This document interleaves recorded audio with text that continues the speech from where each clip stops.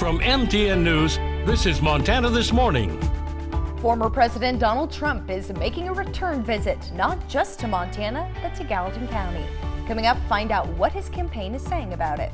Former President Donald Trump is facing growing backlash after questioning the racial identity of the vice president. I'm Leah Mishkin with Kamala Harris's reaction to the comments made at the National Association of Black Journalists Convention. Livingston, Montana has come to be known for its rich artistic community, leading the Park County Community Foundation to form the first ever Arts Council and Fund. Alrighty, it is 6 o'clock on this Thursday morning. Jane McDonald and Matt Elwell with you on this first day of August. Here we go, Matt. Countdown You had to say school. that, right? Well, I mean, Yeah. it's kind of Let the me elephant remind in you, the old time room. is ticking. Yeah, well, I mean, let's get move on now. Temperatures this morning, not bad. How crazy is that? yeah. Gosh. August. Ugh. Here we go. Yeah, and I love summer, but August is a really tough stretch because of the heat and the smoke. Luckily, we don't have the smoke in place right now. 40s and 50s for the morning, but we do have a lot of heat. Clear skies expected for the day today. We've got clear skies right now. It is quiet for most of us across western Montana. Daytime highs near the 90-degree mark, above the average, and continuing to climb as we get into the weekend. I'm going to talk a lot about the weather impacts that we'll have over the next few days. That's coming up in just a few minutes. All right, thank you very much, Matt. Now, MTN is learning that former President Donald Trump will return to Montana for a campaign rally next week. Gallatin County Sheriff Dan Springer says in a news release that the Trump campaign tells him the rally will take place in Bozeman, but an exact location or date will be announced until later. As President Trump held 4 rallies in Montana in 2018 and in support of Matt Rosendale. Rosendale at the time was running to unseat Democrat U.S. Senator Jon Tester, who is again on the ballot this year. Trump is endorsing Republican U.S. Senate candidate Tim Sheehy. We are following this story, and we're going to make sure to update you when we get more information. Now, of course, the presidential race is heating up. Former President Donald Trump and Vice President Kamala Harris both turning their focus to black voters yesterday. But this morning, Trump is facing growing fallout after he questioned Harris's racial identity at a gathering of black journalists. CBS News' Leah Mishkin has the latest on the controversy and the 2024 race from London. Last night, former President Donald Trump returned to Pennsylvania nearly 3 weeks after surviving an assassination attempt in the battleground state. I shouldn't be with you, but I am. Hours earlier in Chicago, Trump sparked controversy at the National Association of Black Journalists Convention when he questioned Vice President Kamala Harris's racial identity. She was only promoting Indian heritage. I didn't know she was black until a number of years ago when she happened to turn black, and now she wants to be known as black. So I don't know, is she Indian or is she black? Harris is the daughter of a Jamaican father and Indian mother. She attended the historically black Howard University and is a member of the nation's oldest black sorority, Alpha Kappa Alpha. Harris responded to Trump's attack at the gathering of another historically black sorority in Houston. It was the same old show. The divisiveness and the disrespect. The American people deserve better. Trump's comments also drew swift rebuke from the White House. It's insulting. Trump's running mate J.D. Vance defended him while rallying in Arizona. He's running to be president for all Americans. Now, he's already got record support from black voters, Hispanic voters, union workers, and many other Americans who have been lied to and betrayed by Kamala Harris and the fake news media. Today, Vance will tour the southern border. Harris will speak at the funeral of Texas Congresswoman Sheila Jackson Lee. Leah Mishkin, CBS News. And also starting today, Democratic delegates begin their virtual roll call vote to officially select the party's presidential nominee. Vice President Harris is running unopposed and has already been endorsed by more than 3,000 of the nearly 4,000 pledged delegates. Voting ends Monday, August 5th, and that's the same day that Harris is expected to announce her running mate. Now, a little bit closer to home, Northwestern Energy has announced it has entered an agreement to acquire Energy West Montana from Hope Utilities for $39 million. The proposed transaction will be reviewed and is subject to approval by the Montana Public Service Commission. Upon closing of the transaction, which is expected to occur within the first quarter of 2025, Energy West Montana employees will become Northwestern Energy employees. Energy West customers will remain Energy West customers until the sale closes and will transfer to customers of Northwestern Energy upon closing, with current Energy West rates remaining in effect after the transaction is complete. And Northwestern Energy leaders say acquiring another large ownership share in the Colstrip power plant gives them much more control over the plant's future. But environmental groups are calling the move a mistake. Northwestern says it will take over Puget Sound Energy's share of the plant at no cost at the start of 2026. The public utility previously reached a deal to acquire Avista's share at the same time. That means Northwestern will hold a majority ownership in the plant. Northwestern leaders say that will give the company continued access to a reliable source of energy. But the Montana Environmental Information Center says the plant is not reliable, citing a Grid Strategies report that shows the plant is down for repairs 50% of the time. Northwestern is promising to make a $100 million investment in the plant, which could be required to meet a new EPA rule.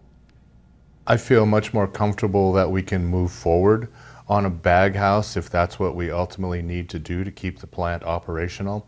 Again, if you're a utility that's in Washington, for example, and your commission says you have to be out at the end of 2025, it'd be very, very difficult for you to support an investment of this magnitude. Northwestern Energy leaders say they will now have significant ownership in Colstrip units 3 and 4, which gives them more flexibility in case one goes down. MEIC says Northwestern is the only utility in the country planning to invest in more coal-fired power. Now, it was a scary situation for those who rely on home medical devices like oxygen tanks.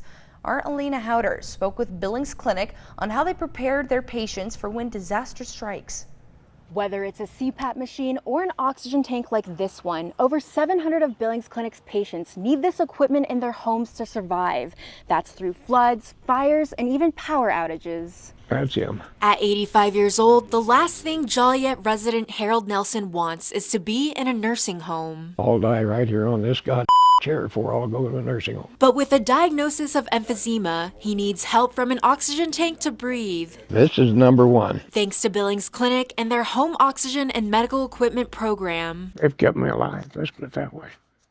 I know that for a fact. Harold doesn't even have to leave his chair. We provide oxygen, CPAP, BiPAP, ventilator, orthopedic supplies, basically anything that would be needed for in-home care. Program coordinator Kelsey Berg says 775 patients are currently renting an oxygen machine within their 100-mile service radius. We do about 800 deliveries a month.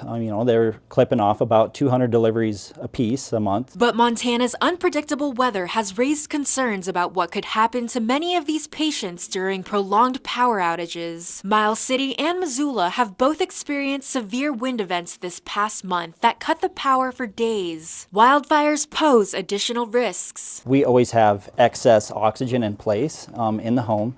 So if the power fails, which happens a lot, it's Montana, a lot of people have portable oxygen machines that are battery powered that can be charged in cars. Billings Clinic fills their own tanks and is accessible to patients 24/7. We also have liquid oxygen that we can fill stationaries and liquid portables. And then we do work with General Distributing. They do a good job for us, being our backup. A backup for a worst case scenario, protecting lives and preserving relationships that extend far beyond what most realize. You get to know these people and you become family. What does that mean to you? He's my son. In Joliet, Alina Howder, MTN News. And employees with the Butte Civic Center helped put out a grass fire that may have been started by a homeless person Wednesday afternoon. Butte firefighters mopped up the small grass fire just north of the Civic Center that witnesses said was started when someone set off a firecracker. Civic Center employees rushed to the fire and put it out with handheld extinguishers and used a backhoe to put dirt on it. A woman was taken into custody by police. Oh, it's pretty dangerous. It's really, really dry around here, and it could have gotten really bad really fast. No injuries were reported in the fire and no report of charges filed in this incident. And as Park County's art community is getting a big boost. MTN's Heaven Van explains how the Park County Community Foundation will use a big new donation.